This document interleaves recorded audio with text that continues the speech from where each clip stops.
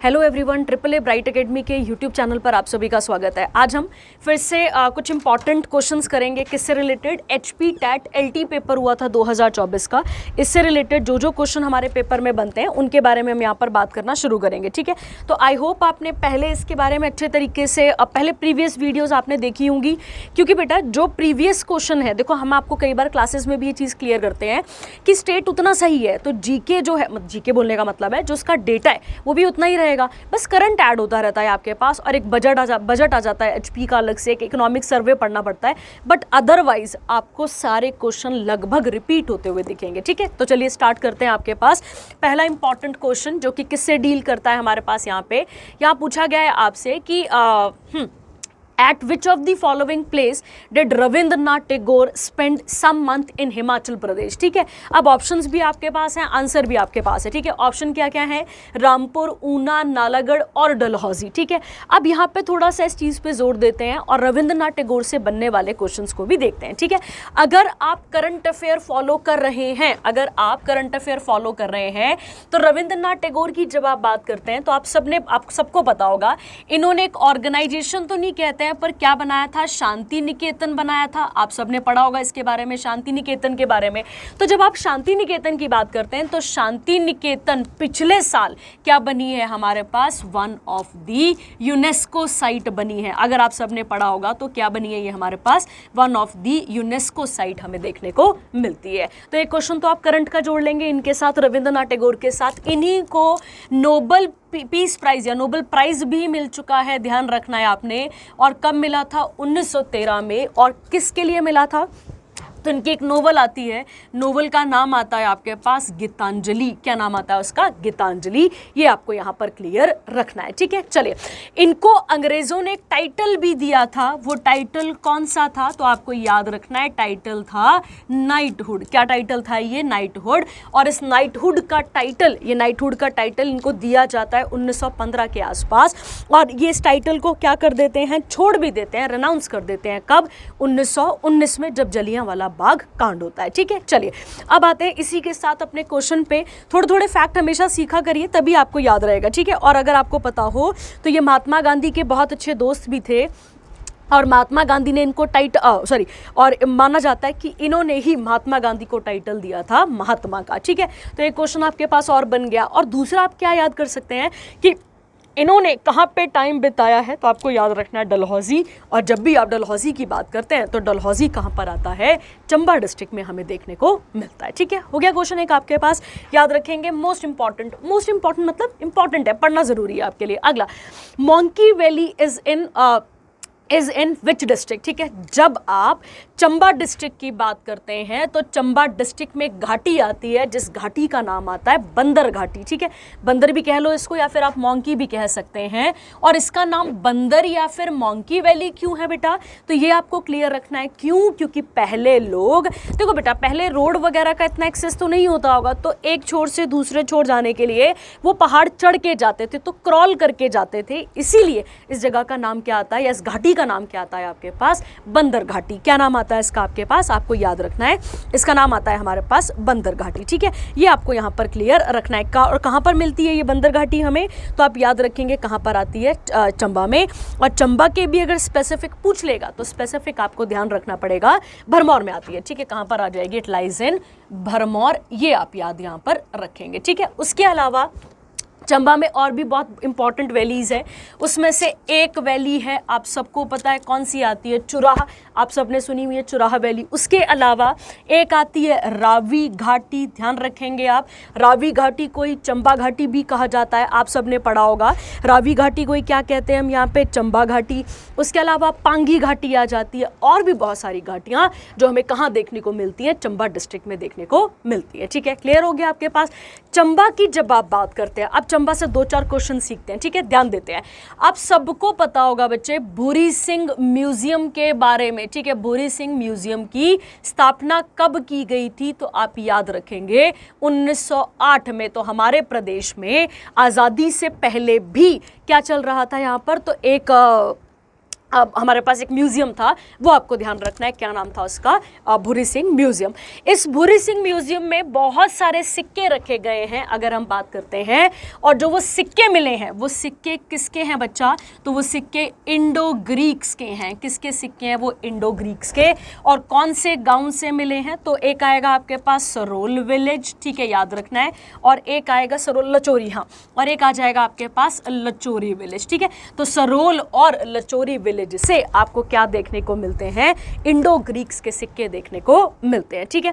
सबसे ज्यादा सिक्कों की अगर हम बात करें तो वो भी हमें कहाँ मिलते हैं, चंबा में ही, लगभग 48 के आसपास हमें सिक्के कहाँ मिलते हैं, सॉरी 48 नहीं 36 होगा, सॉरी 48 नहीं 36 सिक्के हमें कहाँ मिले हैं, तो आपको ध्यान रखना है चंबा में। और अगर हम देखें कि इनके ऊपर कौन सी स्क्रिप्ट लिखी हुई है, तो एक है शारदा और दूसरी का नाम क्या आता है, टांकरी। एक आती है शारदा और दूसरा क्या नाम आता है, टांकरी, ठीक है। ये आपको यहाँ पर क्लियर रखना है।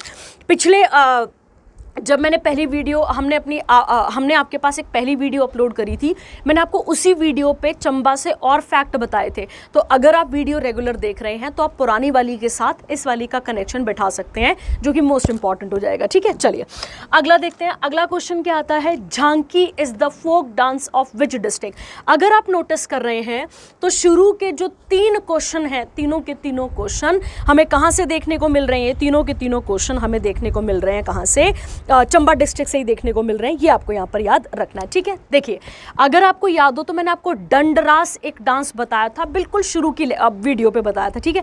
जब हमने पहली वीडियो अपलोड करी थी एमसीक्यूज की, उसमें दंडरास एक क्वेश्चन था जो कि डांस था कहाँ का, चंबा का। वैसे ही आपको क्लियर रखना है कि जब आप झांकी की बात करते हैं, ठीक है, झांकी प्लस एक और आता है हंतेर, वहां पे भी मैं आपको बता चुकी हूं, झांकी और हंटेर भी पढ़ते होंगे या हंतेर पढ़ते होंगे। ये दोनों अगर हम बात करें तो ये दोनों के दोनों ड्रामाज हैं, कहाँ के, चंबा के। कहाँ के ड्रामाज हैं ये, चंबा के।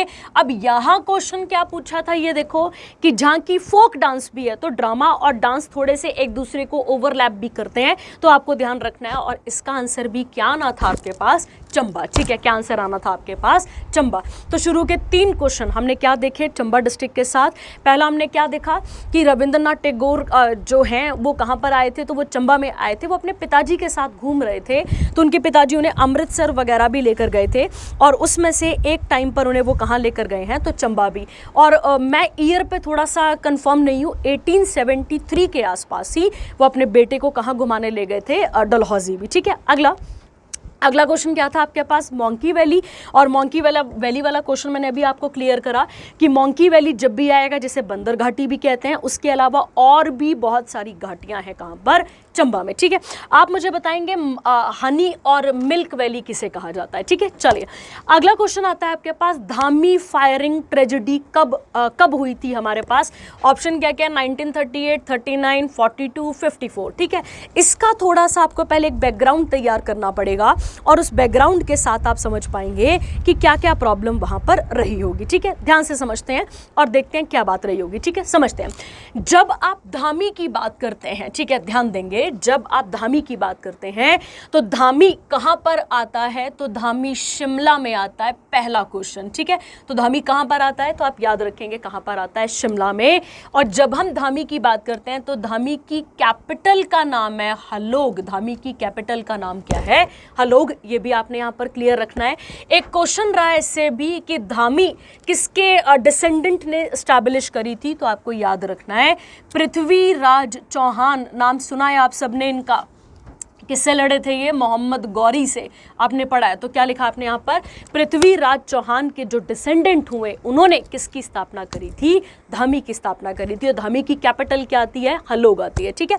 ये आपको क्लियर हो गया पहले आपके पास, ठीक है। ये क्लियर है आपके पास, मैं ये रब कर देती हूँ ताकि फिर हम आगे बढ़ पाएँ, ठीक है। अगली अगर हम बात करते हैं इसके बारे में, धामी गोलीकांड के बारे में अगर हम बात करते हैं, तो थोड़ा सा पहले बैकग्राउंड समझ लेते हैं। देखिए क्या स्टोरी है। माना जाता है कि धामी में क्या बनाई गई थी एक समय पे, देखो बेटा, जितने भी हिमाचल के जो अपर प्रिंसली स्टेट्स थे, ऐसा कह लो आप, अब क्योंकि जब गोरखाज आते हैं तो वो पहाड़ी क्षेत्र पूरे के पूरे किसके अंदर चले जाते हैं, गोरखाज के अंदर। फिर गोरखाज को कौन भगाता है, अंग्रेज भगाते हैं। तो अंग्रेज इंडिविजुअली थोड़ी भगाएंगे वहां पर, तो इन राज्य रजवाड़ों की भी मदद ली थी। तो उसके बाद से धामी के ऊपर बहुत सारा काम किया गया था। और धामी शिमला के बिल्कुल नज़दीक था, बिल्कुल तो नहीं पर नज़दीक ही था। और माना जाता है कि शिमला से बहुत सारे हलोग और धामी से बहुत सारे लोग काम करने के लिए कहाँ जाते होंगे, शिमला जाते रहे होंगे। ठीक है, तो आपने ये वाला पॉइंट यहाँ पर क्लियर रखना है। ठीक है, अब देखिए क्या बेटा बात हुई कि धामी में एक समय पे क्या बनी, तो धामी में एक बनी प्रेम, धामी प्रेम यही नाम है, धामी प्रेम प्रचारणी सभा बनती है। थोड़ा सा बैकग्राउंड तैयार करना पड़ेगा। तो क्या सभा बनी थी यहाँ पर, तो आपको याद रखना है धामी प्रेम प्रचारणी सभा बनी थी। और इसका गठन कब किया गया था, तो आपको याद रखना है 1937 में इसका गठन यहाँ पर किया गया था। ये आपको बहुत क्लियर रखना है। ठीक है, कब किया गया था, 1937 में। और इसके प्रेसिडेंट कौन थे, तो बाबा याद रखेंगे आप, क्या नाम आता है इनका, बाबा नारायण दास याद रखेंगे आप। कौन आते हैं ये आते हैं इसके प्रेसिडेंट। और दूसरा आपने याद रखना है वाइस प्रेसिडेंट भी कह सकते हैं या फिर आप उन्हें मुंशी भी कह सकते हैं। तो मुंशी का नाम था पंडित सीताराम। क्या नाम था उनका, पंडित सीताराम। ठीक है, थोड़ा सा बैकग्राउंड बिना समझे नहीं कर पाएंगे हम क्वेश्चन को, तो समझ लेते हैं। माना जाता है कि धामी में एक समय पर 1937 के पास एक सभा बनती है और उस सभा का नाम क्या आता है, धामी प्रेम प्रचारणी सभा। और जब ये कब बनी थी, तो ये बनी थी 1937 में। और इसमें कौन प्रेसिडेंट था, तो बाबा नारायण दास। और पंडित सीताराम कौन थे इस समय पे, पंडित सीताराम इनके मुंशी रहे होंगे। ठीक है, अब ऐसी सभा क्यों बनाई जा रही है, तो हिमाचल में बहुत सारी ऐसी सभा बनाई गई थी जगह जगह पर, जिनका काम था कि जो भी इकोनॉमिकली, सोशली और पॉलिटिकली प्रॉब्लम चल रही है धामी में, वो क्या करेंगी, इनको उजागर करेंगी और इनको धीरे धीरे करके सामने लाना शुरू करेंगी। ठीक है, अब इसके बाद बनती है हमारे पास एक और पार्टी भी कह सकते हो, ऑर्गेनाइजेशन भी कह सकते हो, धामी प्रजा मंडल। क्या बनता है यहाँ पे, एक धामी प्रजा मंडल हमारे पास बनकर तैयार होता है। ठीक है, तो दूसरा क्या आता है आपके पास यहाँ पे, एक आपने पढ़ा कि क्या बनी थी पहले, धामी प्रेम प्रचारणी सभा, और उसके बाद एक और ऑर्गेनाइजेशन बनकर आती है जिसका नाम क्या था, जिसका नाम था धामी प्रजा मंडल। और इसकी स्थापना कब हुई थी, तो आप याद रखेंगे 13 जुलाई 1939 को इसकी स्थापना की गई थी। ठीक है, और इसके प्रेसिडेंट कौन थे, तो आपको याद रखना है कौन थे, भगमल सौठा। कौन थे इसके, तो भगमल सौठा, ये आपने यहाँ पर क्लियर रखना है। ठीक है, और भगमल सौठा मतलब ये जो धामी प्रजा मंडल है कि अगर हम बात करें तो इसमें जो है वो भगमल सौठा ने क्या करा था, इनकी चेयरमैनशिप के अंदर, ये कहाँ पर हुई थी, तो कुसुमपट्टी के पास हुई थी, शिमला में। और इसमें क्या किया गया था कि जितने भी शिमला पहाड़ी रियासतें प्रजामंडल है, उनकी एक बैठक हुई थी। ठीक है, तो उनकी बैठक में अगर हम बात करते हैं तो ये भी गए होंगे प्रेम प्रचारणी वाले, और प्रेम प्रचारणी वालों को ही क्या बना दिया गया, उन्हीं को बना दिया गया धामी प्रजा मंडल। ठीक है, बात समझ में आ गई। मैंने कहा धामी प्रजा मंडल। अब इसको समझने से पहले ये समझो कि धामी प्रजा मंडल की एक मीटिंग होती है कब, 13 जुलाई 1939 को, या 13 जुलाई 1939 को ये बना था। इसके लीडर कौन थे, भगमल सौठा। और भगमल सौठा ने क्या करा कि जितने भी शिमला में पहाड़ी रियासतें थी, उनकी एक प्रजा मंडल की बैठक होने वाली थी, उसी बैठक में एक प्रपोजल दे दिया कि ये जो धामी प्रेम प्रचारणी सभा है, इसको ही हम मिला लेते हैं किसके अंदर, धामी प्रजामंडल के अंदर। ठीक है, और इनका अब देखो प्रजामंडल है तो इनको किसके साथ लड़ना होगा यहाँ पर, भाई राणा जो भी अनजस्ट कर रहा है, कहाँ पे, जो भी धामी का राणा होगा, जो भी अनजस्ट कर रहा होगा, उसके खिलाफ आवाज कौन उठाएंगे, तो उसके खिलाफ आवाज उठाएंगे ये प्रजामंडल वाले। तो धामी में बहुत सारी चीजें चल रही थी, जैसे कि बेगार प्रथा उस समय पे चल रही थी। इनकी मांग थी कि जो ज़मीन टैक्स है उसको 50% कम कर दिया जाए, उसके अलावा सिटीजन्स को राइट दिए जाएं। ऐसी बहुत सारी डिमांड्स चल रही थी किसकी, इस प्रजामंडल वालों की। ठीक है, इस प्रजामंडल ने जो भी इनकी डिमांड्स थी उनको लिखकर किसको भेजा होगा, तो इसको किसको भेजा होगा, राणा के पास भेजा। और राणा कहाँ का, धामी का। ठीक है, और आपको भी पता है राणा ने, आपको लगता है कि राणा एक बारी में इतना प्रेशर झेल लेगा और कहेगा नहीं जो तुमने बोला मैं सुन लूंगा बिल्कुल भी, तो बिल्कुल भी वो ऐसा नहीं करेगा। और क्या होगा कि 16 जुलाई को इन्होंने एक डेडलाइन भी रखी थी कि अगर 16 जुलाई तक हमारी बातों को ना माना गया तो हम फिर क्या क्या करेंगे, यहाँ पे एक प्रोटेस्ट करेंगे। तो वो 16 जुलाई तक तो राणा ने बातों को नहीं माना, जिसके चक्कर में 16 जुलाई 1939 को राणा इतनी सारी भीड़ देखकर थोड़ा पैनिक भी कह सकते हो या हड़बड़ा गया, और उसने क्या कर दिया, गोलियां चलवा दी। ठीक है, तो जब उसने गोलियां चलवाई तो वो गोलियां 2 लोगों को लगी थी, याद रखना, बहुत सारे लोग घायल भी हुए थे, पर 2 लोगों को गोलियां लगी थी। उसमें से एक नाम है उमा दत्त। ध्यान रखेंगे आप किस किस को गोली लगी थी, तो आप याद रखेंगे उमा दत्त को लगी थी, क्लियर रखना है आपने। और एक और नाम आपके पास आता है दुर्गादास। ठीक है, एक नाम और कौन सा आता है आपके पास, दुर्गादास। इन दोनों को क्या लग गई थी वहाँ पे, गोली, और इनकी डेथ हो गई थी। और इसकी निंदा की गई थी किसके द्वारा, महात्मा गांधी और as well as Jawaharlal Nehru के द्वारा। ठीक है, तो ये था धामी गोली कांड, और कब हुआ था ये, 16 जुलाई 1939 को। अब जरा यहाँ देखिए क्या आंसर आएगा इसका, इसका ऑप्शन होगा आपके पास बी। चलिए, हो गया एक और क्वेश्चन, अगला देखते हैं। अगला आता है Pauri fair is celebrated in which district of Himachal प्रदेश।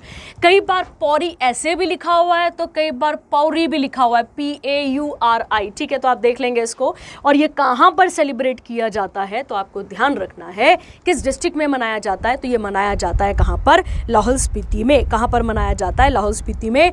और याद रखेंगे कौन सी वैली में, तो ध्यान रखना है पतन वैली। कौन सी वैली आ जाएगी आपके पास, पतन वैली। कौन से मंदिर में, तो मंदिर का नाम है त्रिलोकीनाथ। क्या नाम है वहाँ पे, त्रिलोकीनाथ टेम्पल। और इसी अगस्त के महीने में यहाँ पे क्या लगता है, फेयर लगता है। ये आपको याद रखना है, कौन से महीने में लगता है, तो अगस्त के महीने पे यहाँ पर फेयर लगता है। ठीक है, क्लियर हो गया। उसके अलावा और भी कुछ इंपॉर्टेंट फेयर्स हैं कहाँ के, अगर हम बात करते हैं लाहौल स्पीति के, तो उसमें एक आ जाता है सीसू, याद रखना है आपने। एक आता है लदराचा, एक क्या आता है आपके पास यहाँ पे, लदराचा, याद रखेंगे। और एक आता है आपके पास फल्गी। एक कौन सा आता है, फाल्गी भी बोलते हैं, फल्गी भी बोलते हैं, और फगली भी बोलते हैं। ठीक है, फल्गी और फगली भी बोलते हैं। ठीक है, तो कुछ किताबों में उट पटांग मिल जाता है नाम, तो ये देख लेंगे आप, फगली भी बोलते हैं। ठीक है, क्लियर हो गया। एक और क्वेश्चन हो गया आपके पास पौरी वाला।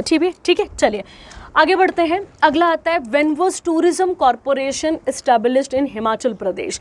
ऑप्शंस है 1972, 62, 74, 67। ठीक है, देखिए जब आप टूरिज्म की बात करते हैं, हम सब ने बजट में और हम सब ने इकोनॉमिक सर्वे में ये देखा है कि हिमाचल प्रदेश को कमाई कहाँ से आती है। ऐसा नहीं कि पूरी कमाई आती है, पर वन ऑफ दी कमाई कहाँ से आती है, टूरिज्म से ज़्यादा आती है। ठीक है, क्योंकि टूरिज्म का बहुत बड़ा कॉन्ट्रीब्यूशन है कहाँ पर, हिमाचल प्रदेश में। ठीक है, तो आपको याद रखना है कि इसकी स्थापना कब की गई थी, तो आप क्या टिक करेंगे, 1 सितंबर 1972 को इसकी स्थापना की गई थी। ठीक है, तो सीधा क्वेश्चन था, इसमें कोई ज़्यादा वो नहीं है। ठीक है, आगे उसके बाद आता है Sangla valley is also known by which one of the following names. Option देखते हैं, कियारदा दून, उसके बाद दून वैली, बल वैली और बसपा।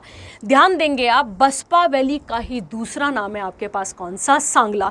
और जब भी आप बसपा बोलते हैं या सांगला बोलते हैं, बसपा कौन सी नदी के किनारे है, तो बसपा सतलुज नदी के, बसपा किसकी ट्रिब्यूटरी है, तो आप याद रखेंगे सतलुज की ही ट्रिब्यूटरी है। क्या नाम है उसका, बसपा। ये आपने यहाँ पर क्लियर रखना है। ठीक है, अगर हम बात करते हैं, इसी घाटी में एक गांव आता है जिसको लास्ट और हाईएस्ट विलेज भी कह देते हैं। क्या नाम है उसका, चितकुल। ये आपने यहाँ पर क्लियर रखना है कि चितकुल विलेज जो है वो भी हमें कहाँ मिलता है, इसी सांगला वैली पे हमें देखने को मिलता है। ठीक है, ये आपको यहाँ पर याद रखना है। क्लियर हो गया। और जब हम सांगला वैली की बात करते हैं तो इट इज़ फेमस फॉर, ठीक है, it is famous for cumin, जीरे के लिए बहुत फेमस है। और उसके अलावा सैफरन भी लिख सकते हैं, मतलब केसर के लिए भी बहुत ज़्यादा क्या है, ये फेमस है। ठीक है, क्लियर है आपके पास। चलिए आगे बढ़ते हैं। और बल वैली कहाँ की है, मंडी की है, पता है ना आप सबको, बल मंडी पे आता है। दून जो है वो उत्तराखंड वाली साइड पे भी आ जाएगा, और कियारदा दून हमारे पास कहाँ पर आ जाता है, सिरमौर पे। ठीक है, चलिए आगे बढ़ता है। कहता है गौरी देवी का टिब्बा पीक। ये क्वेश्चन मुझे बहुत ही कम तरीके से मिल पाया। ठीक है, जितना मिल पाया मैं आपको बता देती हूँ। इसका ऑल्टीट्यूड है 4030 मीटर, और ये कौन से डिस्ट्रिक्ट में है, चंबा में है। ठीक है, अगर आपको कुछ मिलता है इसके बारे में तो मुझे ज़रूर बताइएगा, मुझे कम डेटा मिला इसके बारे में। ठीक है, चलिए आगे बढ़ते हैं, अगला क्वेश्चन देख लेते हैं। अगला आता है the famous goat breeding centre ताल कहाँ पे सिचुएटेड है। ठीक है, अब ये भी फैक्चुअल था।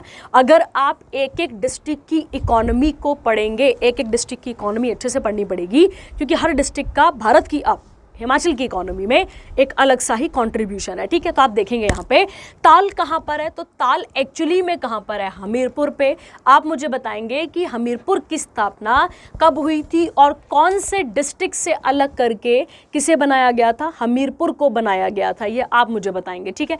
ये मैं आपको पहले भी बता चुकी हूँ। और हमीरपुर अगर हम बात करें तो एरिया में सबसे छोटा डिस्ट्रिक्ट है और सबसे मोस्ट लिटरेट डिस्ट्रिक्ट कौन सा आपको देखने को मिलता है, हमीरपुर हमें देखने को मिलता है, ठीक है। हमीरपुर की जब आप बात करते हैं तो इसी कॉन्स्टिट्यूएंसी से कौन आते हैं, ठीक है, अनुराग सिंह ठाकुर, प्रेम कुमार धूमल, इन सब का नाम आपने सुना होगा। इनका भी बहुत इंपॉर्टेंट कॉन्ट्रीब्यूशन है हमारे लिए, ठीक है। अब आते हैं क्वेश्चन पे, the famous goat breeding centre कहाँ पर है, ताल, और ताल कहाँ पर आता है, हमीरपुर में, ठीक है। उसके अलावा और भी सेंटर है, जैसे वहाँ पे क्या मिल्क चिलिंग सेंटर, उसके अलावा और भी 2-3 सेंटर्स हैं कहाँ पर, हमीरपुर में। और हमीरपुर की जब आप बात करते हैं तो मैं ये आपको बता देती हूँ हमीरपुर किससे अलग होकर बना था, कांगड़ा से, ठीक है। डेट आप मुझे बताएंगे, मैंने आपको कराया हुआ है ये क्वेश्चन पहले भी इसी किसी वीडियो में कराया हुआ है आपको, ठीक है। चलिए आगे बढ़ते हैं, अगला क्वेश्चन देखते हैं। अगला आता है, in which year was the Bhakra dam built, ठीक है। अगर आपको पता हो तो ये कॉन्क्रीट डैम है, पहले तो आपको ये क्लियर रखना है कौन सा डैम है ये हमारे पास, कॉन्क्रीट डैम है। इसी को ग्रेविटी डैम भी लिखते हैं हम वहाँ पर, तो आपको ध्यान रखना पड़ेगा। इसी को हम क्या कह देते हैं, ग्रेविटी डैम भी कह देते हैं, याद रखना है आपने। इसी भाखड़ा के पास एक रिजर्वायर है जिसे हम गोविंद सागर भी कहते हैं, क्या कहते हैं उसको हम, गोविंद सागर।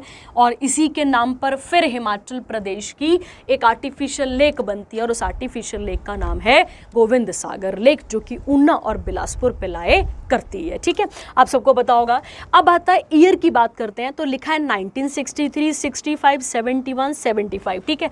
तो इसका आंसर आपके पास क्या होगा, 1963 आपको याद करना पड़ेगा।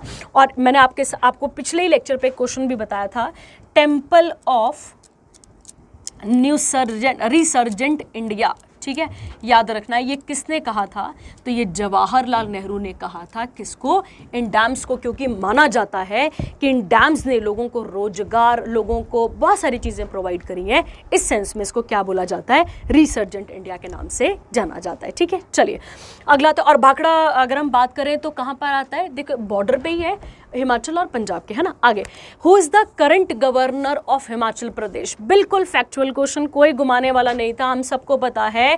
पहले कौन थे, बंडारू दत्तात्रेय थे, और अब कौन है अपने पास, शिव प्रताप शुक्ला। जब आप किसकी बात करते हैं, जब आप बात करते हैं गवर्नर की, तो आप सबने गवर्नर के साथ कुछ इंपॉर्टेंट फैक्ट देखे होंगे, जैसे कि आर्टिकल की बात करें तो 152 से लेकर 162 डील्स विद गवर्नर, याद रखेंगे आप। जो सेम पर्सन, ठीक है, मतलब सीएम और गवर्नर सेम राज्य का नहीं हो सकता है, ये भी आपको बताया हुआ है क्लासेस में। साथ में आपको याद रखना है, जो 7th कॉन्स्टिट्यूशनल अमेंडमेंट एक्ट हुआ था, उसके अकॉर्डिंग एक बंदा 2 या 2 से ज़्यादा राज्यों का क्या हो सकता है, गवर्नर बन सकता है। ये आपको क्लियर रखना है, ठीक है, ये आपको बहुत क्लियर रखना है, क्योंकि अगर हम देखें तो कौन सा अमेंडमेंट ऐसा कह रहा है, 7th अमेंडमेंट कहता है। और 7th अमेंडमेंट की जब हम बात करते हैं, किससे डील करता है ये डील करता है किससे, ये डील करता है गवर्नर से, ठीक है। आर्टिकल कौन कौन सा कवर कर रहा है यहाँ पे, तो 152 से लेकर 1 आ जाएगा आपके पास, कौन सा वाला, 152 से लेकर 162 तक आपके पास आ जाता है इससे आर्टिकल भी। दूसरा आपको याद रखना है, जब भी हम गवर्नर की बात करते हैं, गवर्नर इज अपॉइंटेड बाय, तो आप याद रखेंगे he was appointed by president of India, ये आपको क्लियर रखना है। और 7th अमेंडमेंट की जब हम बात करते हैं तो ये हाई कोर्ट्स के साथ भी आती है, और ये कब की अमेंडमेंट है, 1956 की है, ठीक है। चलिए, तो ये थे कुछ इंपॉर्टेंट क्वेश्चन आपके पास। आई होप आपको यहाँ तक समझ में आया होगा, क्योंकि मैंने पिछले वाली वीडियोस में भी बहुत डेटा ऐड किया हुआ है। आप पहले उस डेटा को कंपाइल करिए, ठीक है, मतलब एक डिस्ट्रिक्ट से 3-3, 4-4 क्वेश्चन देखने को मिल रहे हैं, तो उन्हें कंपाइल करिए ताकि मैं आपके पास और नया स्टफ लेकर आ सकूँ, ठीक है। चलिए अब इसके बारे में बात कर लेते हैं। आपको अगर देखिए बेटा, पेपर तो लेट निकलना है अभी, है ना, पेपर जब भी निकले हिमाचल प्रदेश का, पर आपकी तैयारी तो आपके हाथ में है ना। अब ऐसा थोड़ी कि पेपर आ जाएगा 2 महीने बाद फिर हम तैयारी आज शुरू कर रहे हैं, तो ये तो पॉसिबिलिटी नहीं है, तब तो हम कभी पेपर नहीं निकाल पाएंगे। तो अगर आप अवेल करना चाहते हैं किसी भी एग्ज़ाम को क्रैक करना चाहते हैं Himachal as well as centre, किसी भी एग्ज़ाम को, तो उसके लिए आपको फुल वीडियो सिलेबस मिल जाएगा, जिसमें HP GK, English, Hindi, computer, math, reasoning, CDP सब आपको मिल जाएगा।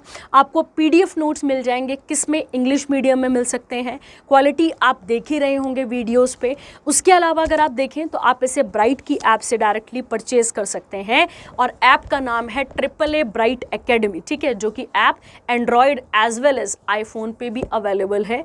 और अगर आप खरीद ही रहे हैं तो भाई देखिए, ज़रूरी है, हर चीज़ ज़रूरी है। अगर आप खरीद ही रहे हैं तो आप उससे पहले उस वीडियो को देख भी सकते हैं, ठीक है, मतलब आप डेमो वीडियोस देख सकते हैं। और उसके अलावा आप कॉल कर सकते हैं 9988442200 पे, ठीक है। तो आई होप आपको यहाँ तक क्लियर हुआ होगा। Thank you, have a nice day.